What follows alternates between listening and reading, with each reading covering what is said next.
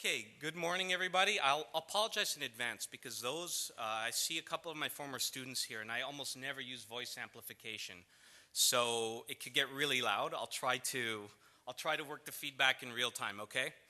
So I'm Andrew Colombo. I'm an adjunct professor and research associate at the Department of Civil Engineering at the University of Toronto, and I'm going to be chairing this session on the policy process.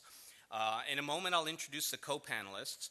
But I think really our speakers this morning set the stage very nicely for what we're about to do, especially Gilles Patry, who explained changes to the curriculum, the idea of actually having people do a BA first and then moving into engineering. And in fact, all four of us have at some point or other been teaching public policy or things, topics in the social sciences for engineering students. So in fact, I'm drawing on that material today, as are they. So immediately to my left is Vic Pakalnis. He's a Kinross Professor of Mining and Sustainability at Queen's University. Vic is by training a mining engineer and worked in the industry for several years with companies such as Falconbridge, Inco, and so forth. Also worked for at least a couple of decades at the Ontario Ministry of Labour, dealing with occupational health and safety, and was the regional director of the East Ontario section. Moreover, he serves on numerous committees and agencies related to public administration. To his left is Gail Krantzberg. She's the director of the Dofasco Center for Engineering and Public Policy at McMaster University. Also worked for several years at the Ontario Ministry of the Environment, specifically looking at Great Lakes. She was a Great Lakes Senior Policy Analyst, as well as for 5 years director of the Great Lakes Regional Office of the International Joint Commission. On the far left is Isobel Heathcote. She is a recently retired professor in environmental engineering and environmental sciences at the University of Guelph, where she also served as a dean of graduate studies. Like my co-panelists, she has some public sector experience as well and spent some time on the International Joint Commission's Science Advisory Board.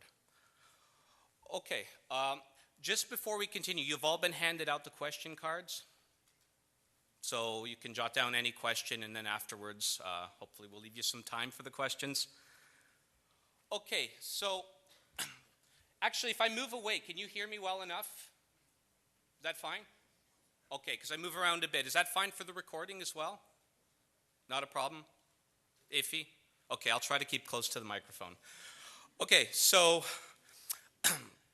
what we're going to do is I'm going to start relatively abstract and talk about public policy as a discipline and sort of the way we're trying to teach it for engineers, briefly make the case for that. Then Vic is going to take off from that, talk about governmental structure, policy making in more specific terms, and that'll lead into some case studies that Gail and Isabel will discuss. So as you see here on this Venn diagram, what I like to say is that public policy analysis as a discipline is actually made up of several disciplines traditionally found in the social sciences and humanities. The three pillars being political science, because that introduces us concepts of conflict and power relations, governmental structure and traditions. Sociology, especially in group theory, the legacy of Max Weber and the early sociologists.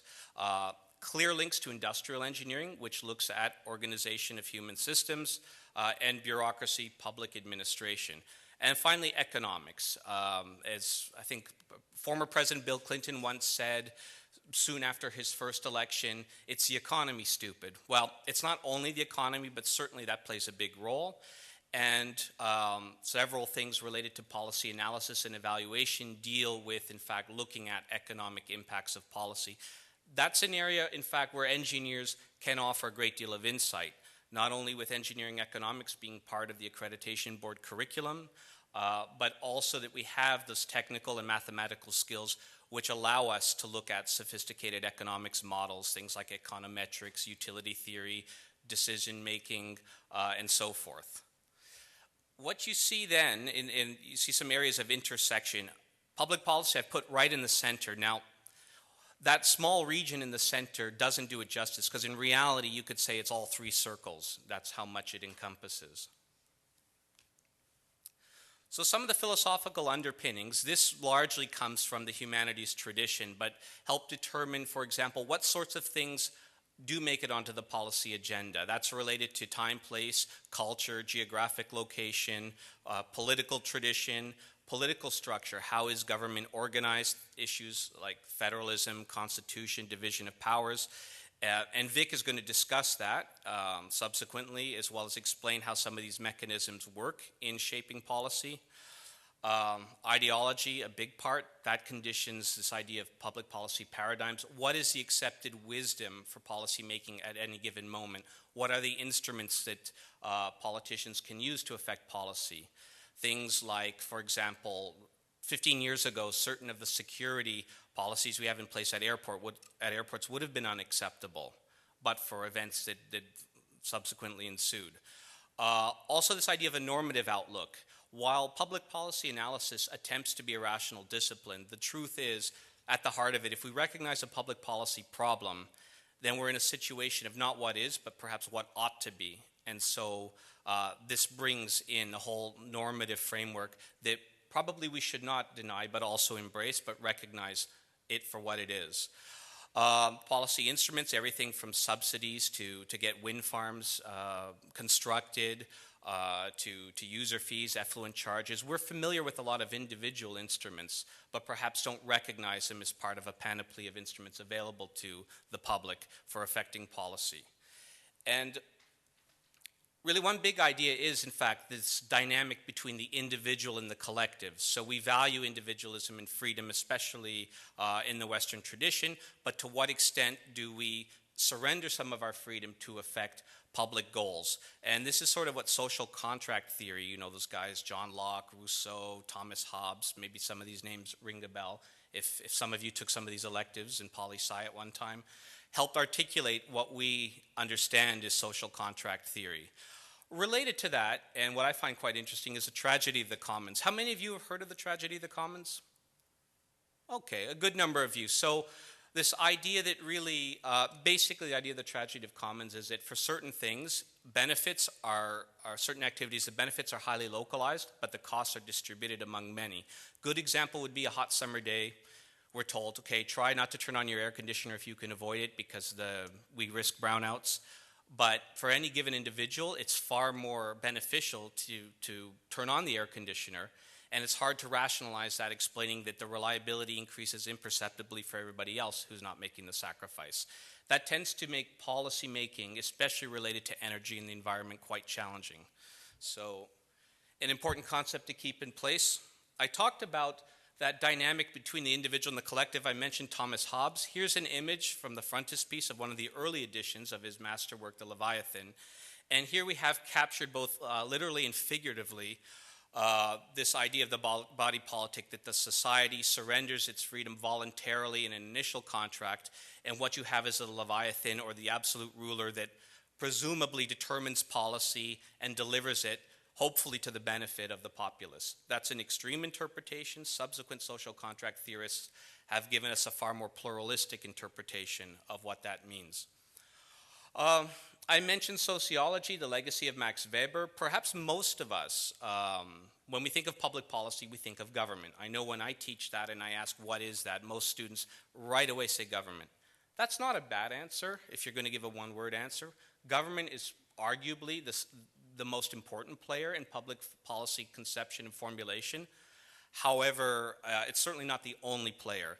And when we think about how public policy is conceived, and especially how it's delivered, we can't help but think of bureaucracy. You think of the last time you had to get your driver's license renewed and so forth. Sometimes some of the frustrations. I know a few years ago, the waiting time for passports was considerable, not what we had been used to. And yet bureaucracy is quite interesting, because early theories of bureaucracy pretty much model it like engineering systems, hence that link I mentioned, I alluded to with industrial engineering. When Max Weber articulated his theory of bureaucracy as a sort of neutral, value-free, merit-based system of power distribution and accountability that could efficiently undertake routine tasks, which is true. When things are not routine, watch out. And that still stands to this day. But we also perceive the public sector as a bit unwieldy, cumbersome, or oftentimes that's the perception. In this cartoon on the lower left, you can't really see, but each door has the name of the same office with some slight variation in title. And that captures this idea that, in fact, there's a lot of redundancy, despite the fact that on day-to-day, policy is implemented by bureaucracy and civil service. How many of you are familiar with the Yes Minister series of the BBC? Okay, so for those of you who are, you know Sir Humphrey and the gang and how they're, as they say, they measure their success by the size of their staff and their budget. So, and when they talk about efficiency, they say no one told that other agency that they should save money. It's a cool series, so check it out. But also this idea that bureaucracy and civil service could be impersonal, lead to redundant work. And in the top right, you have a sort of Kafkian image of a kind of dehumanized public servant. On the bottom right, that's a painting of Salvador Dali's. Apparently his father was a bureaucrat, a civil servant, and in fact, I think the painting is entitled Public Bureaucrat. I will not analyze it for you. I don't understand Salvador Dali. Here, though, this painting from the 50s captures perhaps this idea even better. First of all, the idea of the sort of anonymous, impersonal, very, let's say, cold, perhaps rational way of delivering policy at the street level. Moreover, as I said, it can be an exercise in efficient allocation of tasks. And I think that this painting captures some of that as well. And you can think of perhaps the legacy of Frederick Winslow Taylor and so forth when you contemplate that. Well, we heard a lot this morning about why engineers in public policy, so I'm going to skip over a few points. But one point that wasn't really mentioned, keep in mind, we're all citizens as well. So basically every citizen in society should be interested in public policy to some extent. Right? Many of us are members of homeowners associations or take an active interest in the local school board, and that's not related to our engineering work. But of course, what we're doing at OCPP is to try to point out exactly what is special about us being engineers, and I think the past speakers really have, especially when you heard the Attorney General talking about infrastructure, and he gave a lot of examples about new infrastructure projects, things that we can see all around us.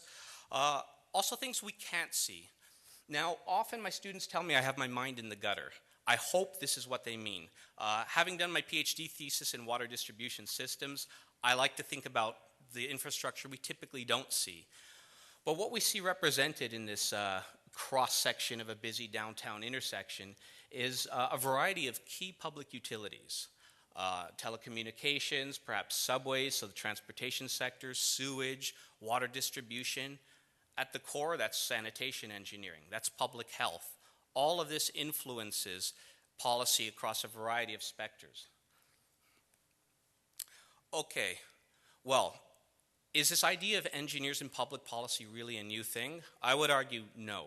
And there's some very good examples from a variety of different traditions. So a place close to my heart, Florence. Leonardo da Vinci, we all know him as both a humanist as well as an engineer. He's not known as a political theorist and wasn't traditionally known as a public policy person. On the top right, Machiavelli, of course, was known for his political theory, but he was not an engineer.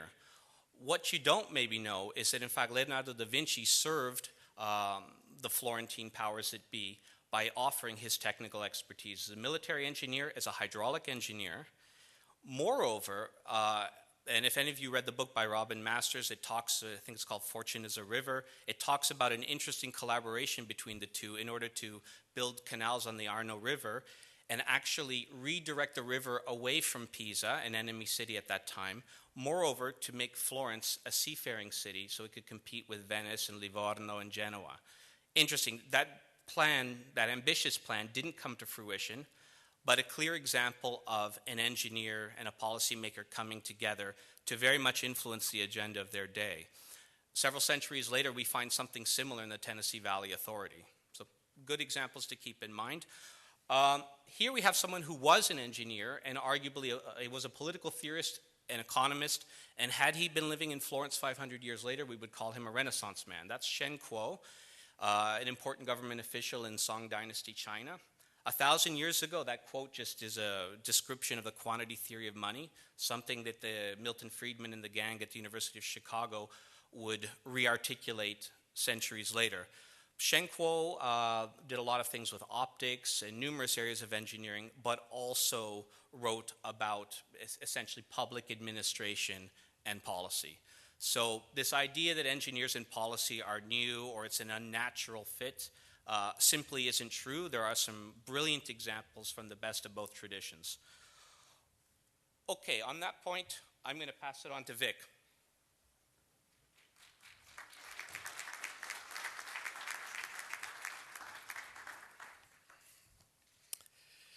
And I'm meant to give you Public Policy 101, what engineers need to know about government.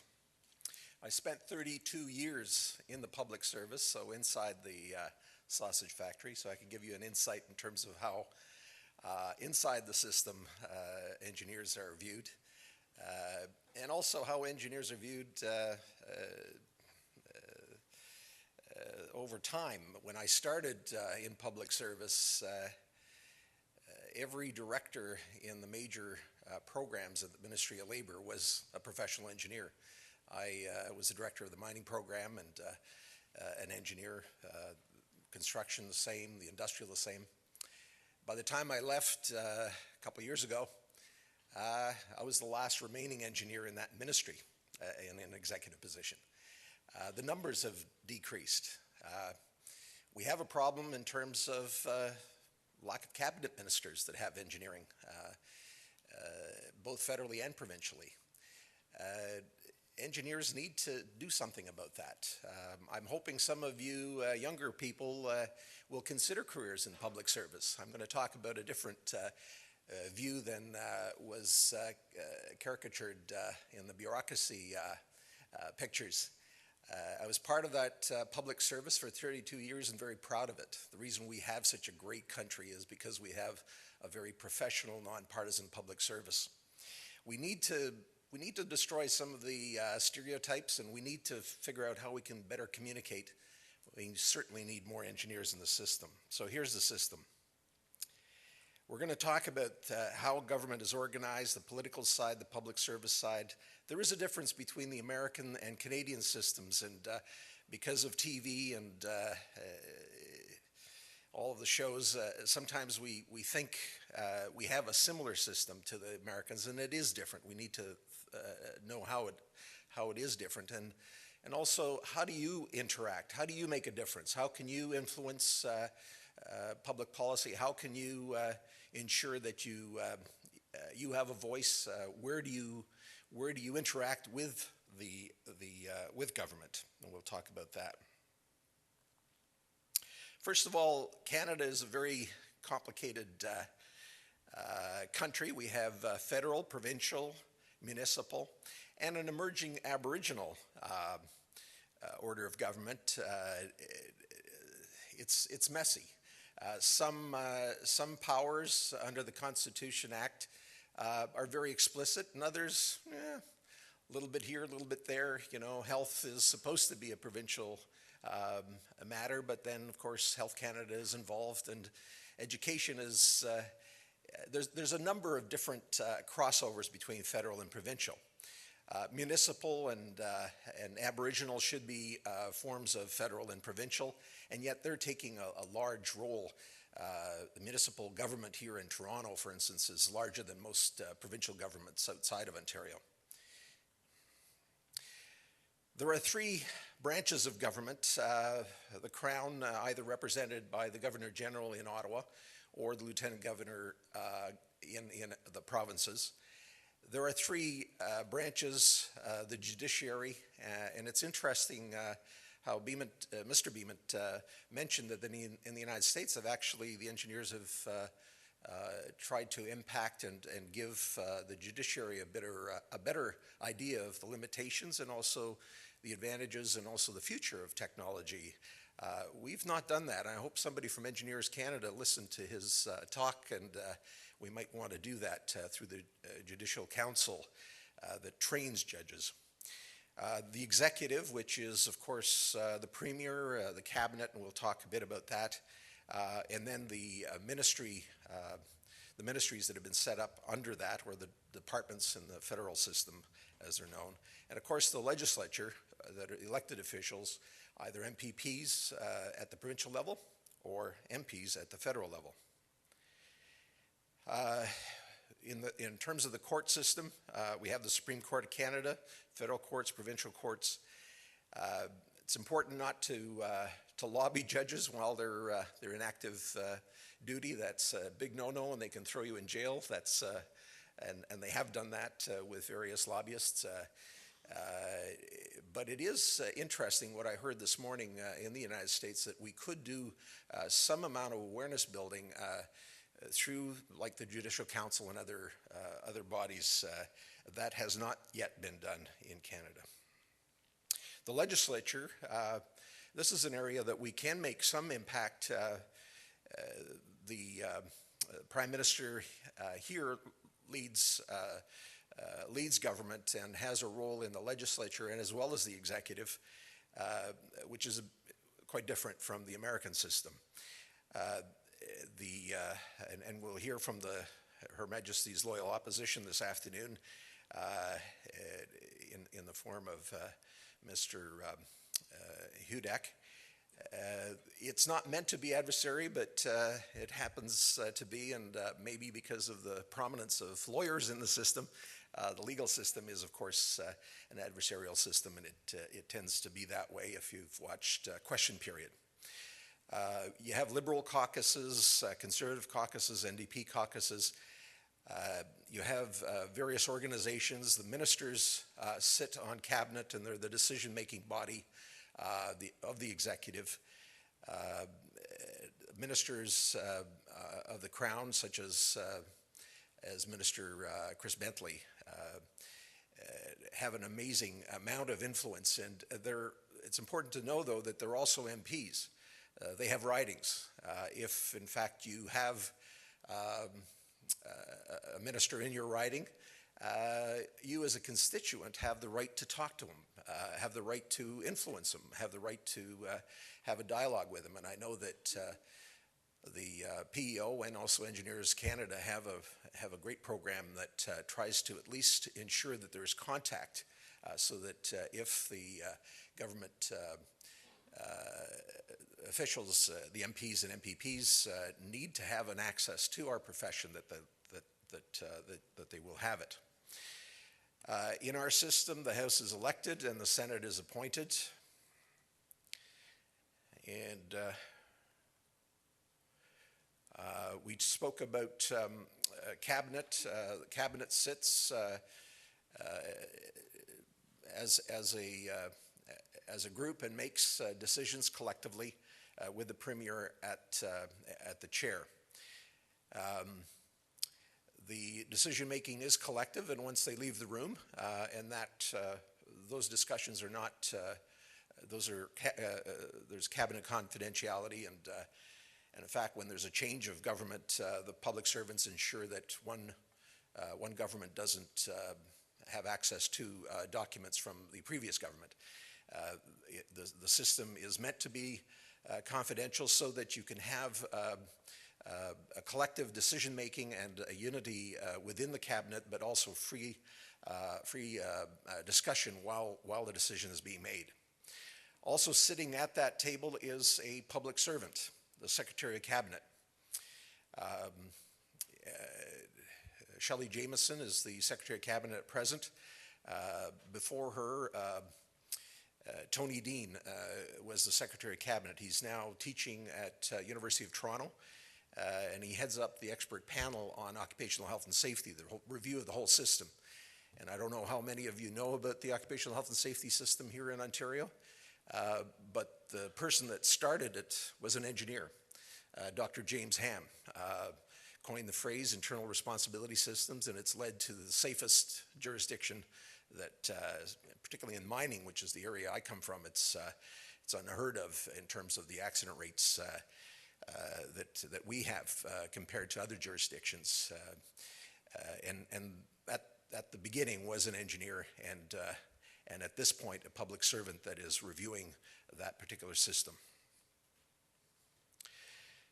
There are 28 in cabinet. They're the most influential people, and essentially if we have access to them, like for instance Minister Bentley, it's extremely important to get their ears to see what's important in their minds.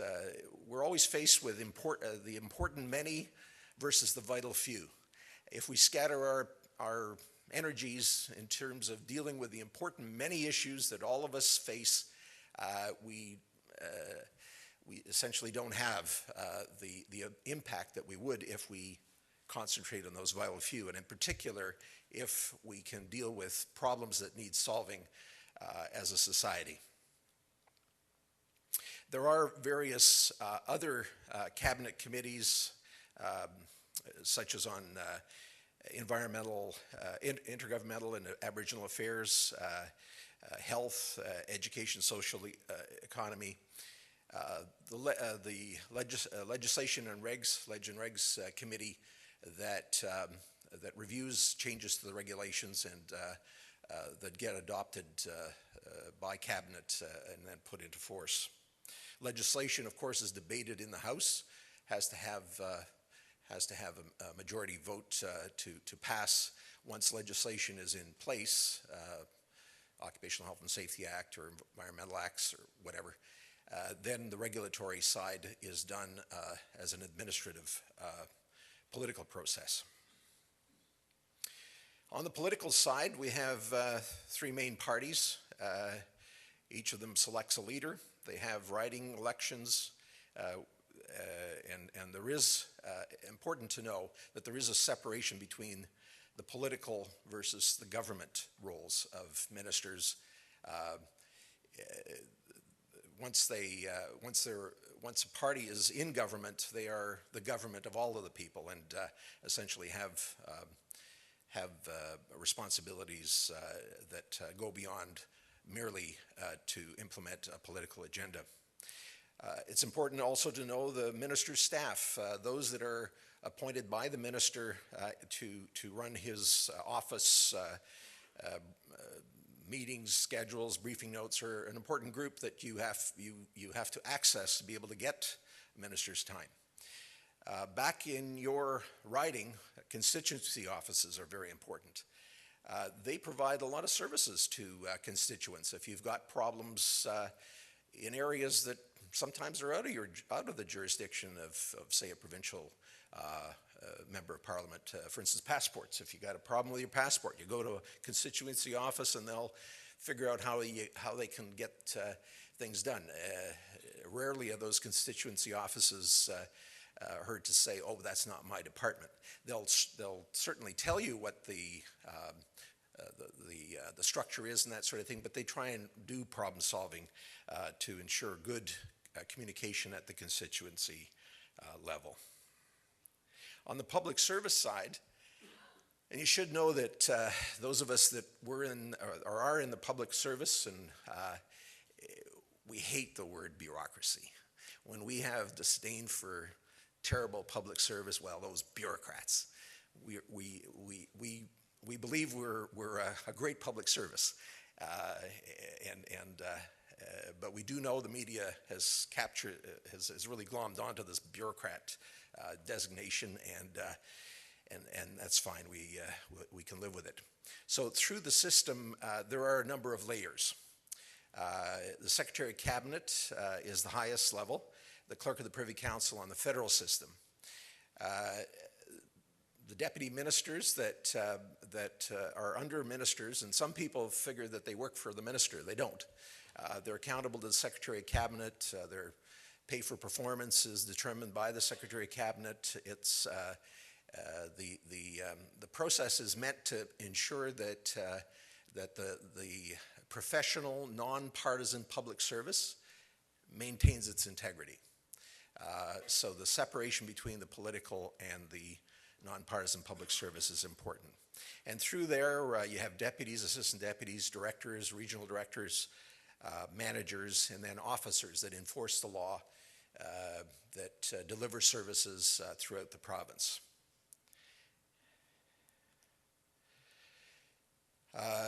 It's important to understand the particular ministry that you're dealing with, whether it's environment or labor or Ministry of Innovation or Research, whatever, to see where you might have a chance to either get information or give information, and how that happens. You should know and respect the fact that they are professional, nonpartisan members of government. They're there to protect the public interest and preserve the public trust. They also have an organization that you may be interested in. If you wanted to influence public policy and get to know what these people do and how they live and all that, There's a group called and there is only one, it's the Institute for Public Administration in Canada, IPAC. They have an annual conference, and this year it's in Ottawa in August. Their theme this year is Guardians of Our Communities, Local to Global. And if you want any information on that, there'll be some at the front here. And you could join, by the way, as an interested member and find out more about that. The American versus the Canadian system, every election, 7,000 executives turn over. Everyone from a director up is appointed, and they have their political allegiances declared, Democratic or Republican. No one knew what my how I voted politically, and I still keep people guessing. It's important for us not to be political in the Canadian system. It's less so in the American system. There is a division of powers that's not as clear. There is also an elected Senate, whereas ours is appointed. Congress is all powerful. Then there's the president and the executive, particularly in times of crisis. In Canada, we have the prime minister that heads up not only the executive branch, but also the legislative branch, which is very, very different. So how do you interact and where? The answer, it depends. If sometimes you will be interacting at the political level, and so therefore it's important to know how the political system works and ensure that your voice is heard there. Hopefully some of you will consider running in the next election. We need more engineers in the system, and hopefully some of you will end up as cabinet ministers. One of the golden days of public service in Canada was when C.D. Howe was a minister of industry federally.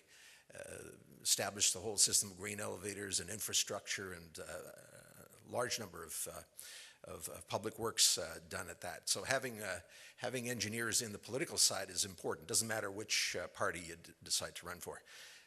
The other thing is on the public service side. Please consider that. If I'd spent 32 years in it and decided to go back to my first love, which was mining engineering, after some debate with myself, but I'm enjoying it thoroughly. The academic life is just a wonderful experience. Public opinion, we have to get more visible. When engineers do stand up, and it's rare that they do, to comment on issues of the day, they don't identify themselves as professional engineers. We need to do that. We have to make sure that we are known as professional engineers, that we're visible when topics of the day are discussed.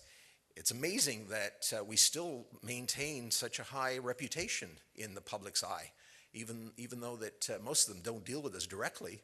But I understand we're number 2 on the list, as my friends at the Engineers Canada have told me. You need to know the tools that are used. Briefing notes. Briefing notes are the way information gets transferred from the public policy. In the public policy area, the professional, nonpartisan public servants draft these briefing notes that are succinct, usually 1 to 2 pages.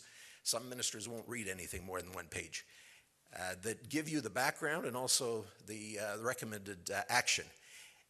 A lot of times, in order to research what the background is and ensuring that that information that's needed is done properly, if we're able to prepare some of these things in advance or at the time they're needed and feed the system, either politically or at the public service side, then our ideas and our solutions get into the mix, and we should know how those tools, in terms of the research on the policy side and in the implementation of policies, because that area is not very well understood. I taught in the MPA program at Queen's policy implementation, and It's strange, but the government is divided into policy people and operations people, and they rarely talk to one another. Usually the policy people end up drafting legislation or regulation, and then they toss it over, and then they gets implemented. And they're trying to resolve that internally as well, and we can help because we're great implementers, project managers, and problem solvers. With that, thank you very much. I'll wait for your questions.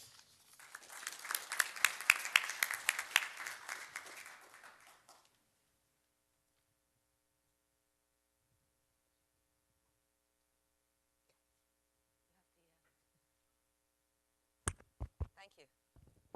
Is that on sufficiently? Yes, I think so. Okay, now that you know how to access the system, I'm going to provide you with some opportunities to access the system. I'm going to use the Great Lakes as a case study. The reason I'm using the Great Lakes is several-fold. First of all, there are policy decisions that are being made right now binationally. The Canadian and U.S. governments in June of last year announced that they were going to revise a very long-standing Great Lakes Water Quality Agreement. They're working on it this year. There are engineering solutions that are necessary to inform public policy, so these are very real case studies that I'm going to be bringing to you. I'm pleased that the Dofasco Center for Engineering and Public Policy was mentioned this morning. I'm the director. I think I have a few students here. I'm going to embarrass to ask them to stand up, please, so that if you have any questions about the utility of the training of engineers in the public policy realm, Maria and Gia are here to answer all your questions. Thanks, ladies. They didn't know I was going to do that. So I'm going to talk about the issues for which there are engineering solutions that are needed, opportunities to innovate and inform public policy in terms of the political process right now, and the real and present opportunities. When we travel around the Great Lakes, or when I travel around the Great Lakes, which I do a fair bit, people want to know that they can drink the water safely and that they can swim in the beaches, and the beaches are safe for swimming. This is constantly on the public's agenda. Well, what is the quality of the resource? What can we do as engineers or scientists to ensure that these kinds of publicly sustainable desires are serviced? We have ongoing deficits in terms of policy making in the Great Lakes region, mainly because a lot of engineers and scientists are not informing the policy discussion. So I'm going to give you a few examples of ongoing issues, re-emerging issues, things we thought we solved, and emerging new issues that challenge the integrity of the Great Lakes Basin ecosystem, our economy, our way of life, and the sustainability of the region. So we have, there are a number of water resource engineers in the room, I know. They'll recognize the top image as being hog farms, concentrated animal feed operations that generate in Ontario as much sewage as the population of Ontario generates. And we have combined sewer overflows that overflow during storm events, and our storm events are getting more severe as climate change impairs the region. For this, we obviously have new ways of thinking, new ways of controlling nutrient enrichment or eutrophication. Engineers understand the need to protect ecosystem and human health, may have some solutions that inform more rigorous policies in terms of agricultural runoff and stormwater non-point source runoff in urban settings. So there's an opportunity for engineers to get involved in this discourse. We have combined sewer overflows. Billions of dollars are needed to stop the input of raw sewage into the Great Lakes. What can new engineering design do to influence public policies surrounding runoff? Do we have engineering design and innovation that we heard about this morning, innovation that's cost-effective, that can inform public decision-making about controlling and regulating combined sewer overflows? Because absent the engineering solution, the regulation has no meaning. So that's the role of the engineer, to bring to the regulator solutions. Here's another example of legacy pollution in the Great Lakes. That means for underneath this industrial port, there's probably PCBs or mercury residing in the sediment. If we have technologies to clean up contaminated sediment, why are we not further along? Because the technologies are expensive. Because maybe engineers aren't thinking about what policymakers are, which is we need to get the sediment cleaned up so that the aquatic ecosystem is protected and so human health is protected.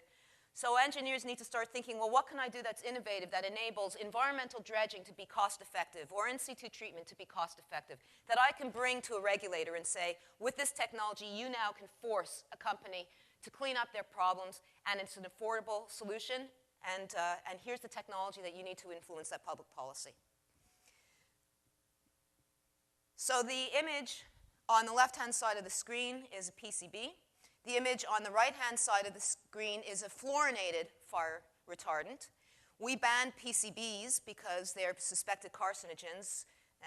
They're very stable in the environment. They're terrific fire retardants, but we need other fire retardants. So we chemical engineers invented polybrominated diphenyl ethers to replace PCBs. Well, if you look at the two chemical structures, you don't have to be a chemical engineer to know they look very much alike.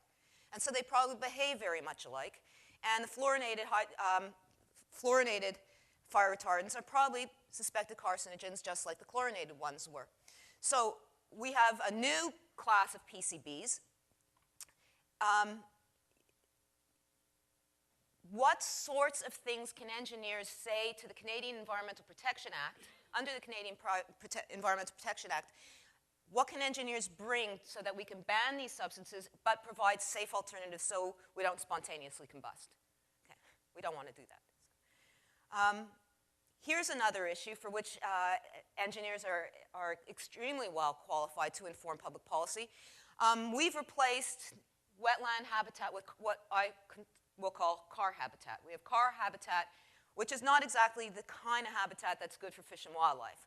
We are sprawling, uncontrolled sprawling. We have more cars traveling longer distances because we don't have livable cities that provide all the services that we need within the context of an urban fabric. We need urban fabrics. We need engineers to design an urban fabric that enables people to walk to work, to walk or ride to work, to recreate, to teach, to learn, to grocery shop, to have cultural amenities. How do we structure an urban form? How can engineers inform this discussion so that we can stop sprawl and provide municipalities with planning tools? It's not just urban planning. I mean, we just saw that underground complex of cables and sewage and telecommunications. How do engineers inform what a sustainable public city, what a sustainable city looks like? Here's another example. This is an re-emerging example. What is this animal? Zebra mussel. Where did it come from? It came from cargo ships. So I thought I heard cargo ships. We have at least 1 to 3 new species coming into the Great Lakes region every year from various vectors, some of them shipping vectors, and they are costing us millions, if not billions of dollars a year to protect our own infrastructure. What we need is technological innovation so that we can have significant public policy that prevents the invasion of these species. We need engineers to develop technologies for ballast control of species in ballast tanks or in the sediment, residual sediment in ballast tanks, to hand over to government and say, we have a solution, stop this vector. Because governments can't put forward a regulation unless there's a technology that can help inform that regulation. So if we know what the stresses are on the Great Lakes, as engineers we can start thinking about what are some of the solutions we can bring to the politicians, to the bureaucracy, to all the places we just heard Vic talking about, provide the solutions so that we start doing the right thing. This is an example of public policy regarding adaptation to climate change. We know in a changing climate in the Great Lakes region we're going to have prolonged droughts and then very severe storm events. What technologies can we put in place that enable municipalities to adapt their infrastructure to climate change? So we don't have more combined sewers overflowing as we have huge storm events. How can engineers design infrastructure in a way that enables governments to develop policies around climate change adaptation? I hope you're following the linkages here. What does the policy need? How can an engineer develop a technology and innovation that serves the policy need and then communicate that policy, that engineering solution to the policymaker through any of the vectors that Vic just told us about? So the real and present opportunity is a renewed binationalism on the Great Lakes. We have a Great Lakes Water Quality Agreement. Many of the, it stems from 1972, so some of it is, and there was a revision in 87, has not been revised since. So it's at least 23, if not 38 years of uninformed science and engineering that are guiding the binational approach to Great Lakes restoration and protection. That's not good. The good news is that, as I said, last June, the government's decided to reinvent that agreement, to renew the agreement. So engineers can identify emerging issues for which technology has sufficient implications for society, and that your technologies may be negative to society or positive to society. We'll bear that in mind in terms of sustainable solutions.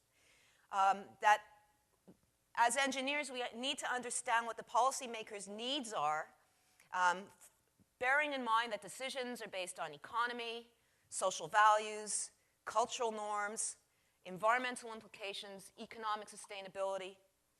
So as we approach more complex systems, more and more the engineers' understanding of those complex systems needs to have a bearing on public policy. Otherwise, policy will be set in a way that makes no sense, that doesn't actually address the complexity of the issues at hand. So the opportunity at present is that this agreement will be renegotiated. You could talk to, if you're interested in Great Lakes issues, if you have solutions to water resource issues, you can bring this to your constituency office or to your parliamentary member or to any of the members of government that make the decisions. What we do at the Center for Engineering and Public Policy, AMD, is ArcelorMittal Dofasco, so we've just lengthened our name, so I put it into an AMD so we can get through it fast. The Center for Engineering and Public Policy supports educating future leaders to create public policy that's environmentally benign or environmentally supportive, socially equitable, economically viable, in the support of sustainable communities. And we have an opportunity now. I'm going to look forward to taking your questions later if we have time, and to thanking you in advance, because I know as engineers you're going to go out and make the lakes great. Thank you.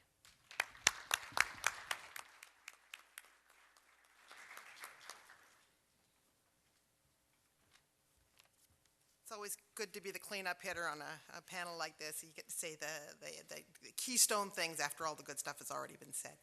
As Andrew's told you, I recently retired from the University of Guelph, where I spent almost 20 years. But I actually started my career in consulting engineering in the 70s, and then I went on to the Ontario Public Service, like Vic, for a number of years through the 80s. So I have quite a range of experience, and it's been my privilege and pleasure to work with engineers on water-related policy for about 35 years now. My first slide here just shows the policy cycle, and this has really been touched on by the other speakers. I'm just going to take you through it briefly. It simplifies and just summarizes the remarks that the other speakers have made. The policy cycle starts with a problem being identified. Some issue has come to light, and I'll talk to you in a minute about the ways that those kinds of issues could be identified or communicated. Once an issue has been identified, then you have to turn to the policy analysis to determine what already exists out there, what might be in place, what the gaps might be, what the omissions might be, what the changes might be that need to be made. Once that has been completed, then you can move to developing a new policy, and that's a very interesting process, and engineers have been involved in that kind of work for many, many years, as other speakers have said. As Vic has said, you're not done. Once that policy is developed, then you have to implement it, and the rolling out of that policy and the introduction, the communication around it is a long and sometimes quite complex process, and again, engineers have an important role to play. And finally, an evaluation of how well did that policy work? Did it serve your needs, or do new issues arise? So my point to you from this slide is simply that engineers have an important role to play at every step of the policy cycle. I only have 2 slides. This is my other one, and I purposely left it brief so that I could spin a little bit off what the other speakers have said. But I guess the first thing I want to say is if you're new to the whole policy game, probably the easiest way to get involved, to begin your involvement, is through some sort of professional association. And there are many, many choices for you here, and I know many of the people in the room will already belong to some of the associations on this list. But I'm going to start with the Municipal Engineers Association.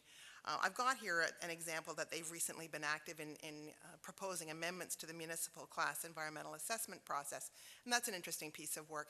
But actually a simpler one, also coming out of the MEA in cooperation with Consulting Engineers Ontario, has been a very simple form that they developed now some years ago. It's a quality evaluation for public infrastructure work. So if you work in a municipality and you hire a contractor or a consultant to do some work on public infrastructure, this form lets you as the municipality evaluate that work. Well, it looks pretty straightforward, but that actually is a policy question in disguise. So that's an example of how a policy issue might arise, because it raises the question of what is quality? What are the elements of quality in municipal infrastructure, and how do we determine that? It's actually quite a challenging question if you think about it. What can you measure? What needs to be present to have a quality product? What are the scales that you might use? So the MEA hasn't gone to that level yet, but it's a question that might be useful and important for individual municipalities to reflect on. And as I say, a very simple introduction to the policy process. I'm going to move on now to the Ontario Society for Professional Engineers, which has a range of, actually quite an impressive website. They have many activities relating to outreach to members, providing information on a range of environmental issues, but they're also very active in advocacy on a number of environmental issues. So if you're interested and you're a member of OSPE, then that would be a good way to volunteer for one of their committees and begin some learning around that dialogue and learn about the issues that they're involved with. Climate change is very high up on the agenda of many engineering organizations these days, and it features in a few of my examples here, but also energy and, of course, infrastructure. Gail has raised the issue about the increasing likelihood of major storms and so on with climate change. But we also have the problem of failing infrastructure, with aging infrastructure, I should say, and replacement costs. So those two things are coming together for a perfect storm in our infrastructure systems that engineers have a very important role to play. The American Society of Civil Engineers, many of you may be members of that, and certainly I've been active with ASCE for many years. ASCE has, for example, developed a set of principles and guidelines for critical infrastructure. How do you determine where your infrastructure needs are greatest and where do you attend to them first? They've developed a report card for infrastructure. So again, that's a way to get involved in public policy around infrastructure. The Canadian Water Resources Association, I'm going to move now away from engineering organizations to other broader professional organizations that have engineers as members. So CWRA is an important one, and many water resources engineers will be members of that organization. They have published a report in the last year or so on climate change adaptation, with much of it focused on municipal adaptation. And again, that reflection of the role of engineering solutions for many of the challenges that municipalities will face with respect to climate change. My last bullet in the professional associations one has to do with sector-specific associations, and the examples I've given here are the Canadian Chemical Producers, the Ontario Mining Association, and the Canadian Petroleum Products Institute. And the example that I've given here is the Municipal Industrial Strategy for Abatement Process. Most of you are probably too young to even remember the beginning of MISA. MISA was the Ontario government's very important initiative to create clean water-like regulations for effluent limits in Ontario across 9 industrial sectors and the municipal sector. It began in about 1986 and it went to 1995. It was a very important process in that it was a multi-stakeholder process, and it had representation from all the major sectors on technical advisory committees, joint technical committees they were called. The process began with the collection of data. So what's the baseline? What are our industries currently emitting? What kind of situation do we have at present? And that in itself raised interesting engineering questions about how do you measure, how often do you have to measure, what would be an appropriate way to represent that situation. So once that piece was completed, then we moved on to the regulation development process, where again these representatives were involved in committees, one committee per sector, where we discussed the issues, what's the situation, what needs to be improved, what does the technology allow for, what's the best technology in the world, what's the best technology that's affordable for the industry. And about 2 years into that, we bumped up against some questions. We're throwing these terms around like flow measurement and toxic, and we realized 2 years into the process in the early 90s, we had no idea what those terms meant. So we had to take a whole year out, and with the contribution of engineers, we had to begin to define a long list of terms. What do we mean by flow measurement? What do we mean by toxic? And to put some words around those things. Engineers played a very important role in that process, and ultimately in the development and review of regulations. The other way that engineers can become involved in policy development is as individual experts. But I got to tell you, or individual commenters for that matter, it's a lot harder to do it as an individual than when you have a professional association of one kind or another behind you.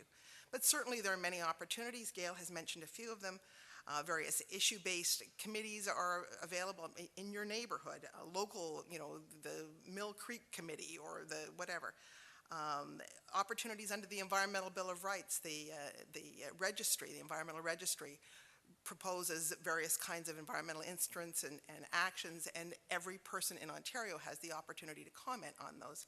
And certainly as engineers, that commentary is extremely valuable. Gail's mentioned some things through the binational activities, the International Joint Commission, and through SEPA and other sorts of opportunities. Look for those things as they're advertised in the web and in your professional publications and so on. But there are also opportunities, for instance, through local source protection planning committees, advisory boards and councils. The Canadian Institute for Environmental Law and Policy is always looking for board members. There are sometimes blue ribbon panels that are struck looking for particular expertise. An example would be 5 or 6 years ago, the Ontario government struck a panel to look at the feasibility of regulating adsorbable organic halides in pulp and paper effluent. And that panel was about half engineers, including Neil McCubbin, a very distinguished pulp and paper engineer from Montreal. I didn't mention, I should have mentioned earlier, because I know Engineers Canada are here, they also have been very active, just going back to the groups, in the development of new design standards for infrastructure in partnership with a number of municipalities and conservation authorities. So these engineering associations are very active in this stuff. It's just a question of speaking up and expressing your interest. And finally, corporate policy development. Yes, I know it's local, but corporate policy is still policy, and it gives you an opportunity to learn to make the rule sets that really are the underpinnings of policy. So thank you very much, and I think over to questions now.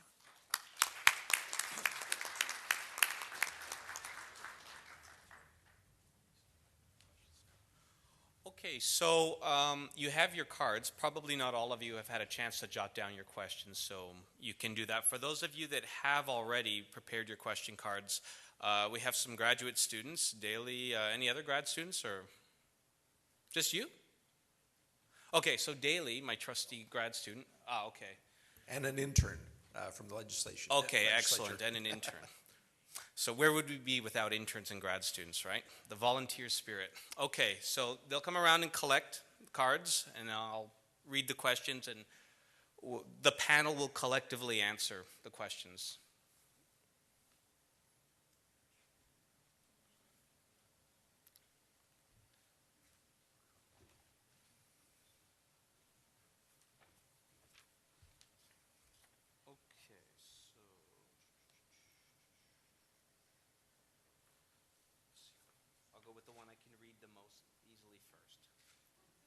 Okay, so let's see here. There are so many social issues in our society today. How do we make our policy issues stand out and strategies stand out and important to society without resorting to strategies as scare tactics?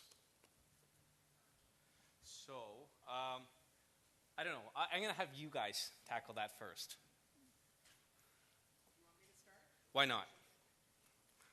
Okay. I guess I would say we can't solve all the problems. That was an important lesson for me earlier in my career. You have to pick the issues that you think are important. But if you think they're important and you're passionate about them, somebody else is going to be feeling the same way, believe that they share that passion, and the work will go forward. I think Vic has spoken to this issue that you have to understand the way that decisions are made in the bureaucracy, the ways that decisions are made by politicians, and you have to work within you. You have to tailor your issue, communicate your issue in a way that will carry weight with those decision makers. The other thing is that in terms of prioritizing among the many important social issues we have, poverty, climate change, economic recession, all of these things. We have a democratic process in place. It's called a political system. Politicians in the end have to make the decisions and decide which are the vital few. We can input into ensuring that the issues we believe are important are on the political agenda of one of the parties in power, but then once a government gets elected, we should also listen to, well, what's their take, and maybe help them solve those vital few issues that they believe are important, whether it's the recession or whether it's the environment, whether it's poverty reduction. Okay, I'm going to read the next question then. In what public policy role do engineers have the potential to contribute the greatest value? As politicians, policy makers, consultants, or something else? Well, my inclination would be all of the above, and I think, in fact, you've heard that answer throughout all four of the presentations, especially from my three co-panelists, who themselves have been making policy from multiple perspectives like that. Did you guys want to add anything? I was just going to say yes. But what I would also say is that the paucity, the place where we have the fewest engineers is at the political level. So any of those are excellent entry levels, but if there's going to be a real gap that's filled, it's at the political level, as engineers, as political people. Okay, so next question. What is the role of the private sector in the formation of public policy? Okay, that's a very good question. To some extent, the answer depends where you are. When I talked about time, place, culture, political backdrop, that largely determines, and that changes with time. I would say the private sector has a greater influence in policy making today than it did probably 30 years ago. And that's related to something I alluded to earlier about public policy paradigms and what is the governing wisdom that alters things. You can think, in fact, last night there was an election in the UK. Think back to an election 30 years ago when Margaret Thatcher took power. You had a definite paradigm shift. It had been the sort of beverage welfare state model that the government tries to cure all social ills.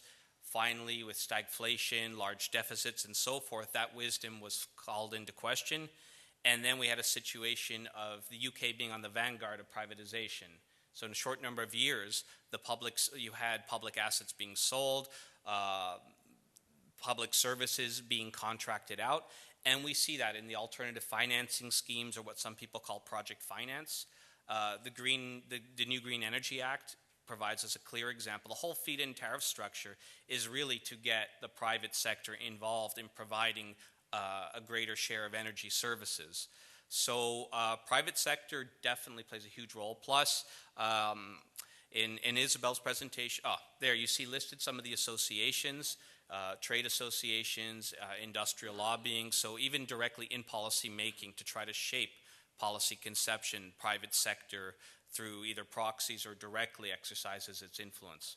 So there are really a variety of ways, and I'd say that that's made public policy analysis more complicated because we're in a more pluralistic system with multi-layered policy-making networks, but also perhaps more exciting. Yeah? Can I just add a thought? I would absolutely agree with you. I think government absolutely wants to hear from the private sector. They understand that there are needs to be met, and they want to understand what those needs are and how the issues are perceived by the public sector or by the private sector. I think the concern would be that they want to understand how those, they want to understand the full range of opinion. So not just from the private sector, but also how those views are balanced by views from within government or from the other parts of the public sector. Also, there was a lady named Jane Jacobs who actually lived here in Toronto, was a famous writer and also an exceptional lady in terms of urban planning.